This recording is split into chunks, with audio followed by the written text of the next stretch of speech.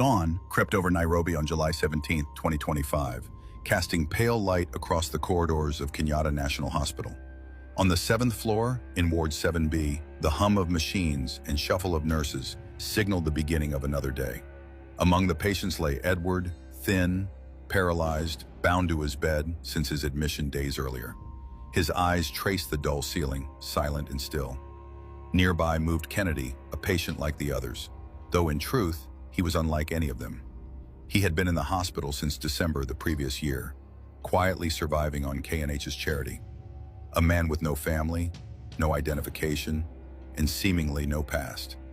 His face was gaunt, his eyes hollow, his body frail, wasted by diabetes and other ailments.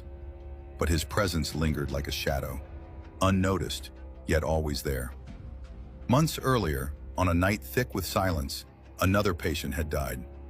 It was February 7, 2025, just past midnight.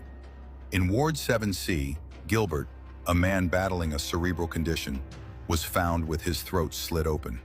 A kitchen knife lay nearby. One patient claimed to have heard a scuffle, but nurses denied anything unusual. No alarms were raised, no camera captured the scene. The CCTV systems outside the ward were dead. Detectives found blood and silence. Suspicion turned to Kennedy, who had been wandering the hospital even then.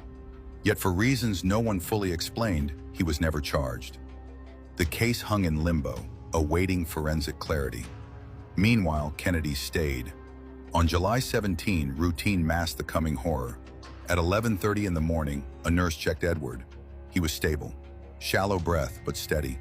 At noon, a relative arrived, spoke softly to the frail man, and left an hour later.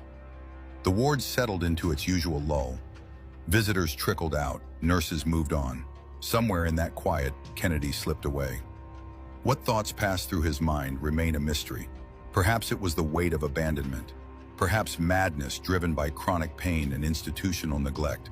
Or perhaps it was something darker, something long buried, a pattern, a need. He moved like vapor, untraced. At some point, he entered a side room and found what he needed: a knife, gloves, silence. At 2 o'clock, a cleaner froze at the sight of blood.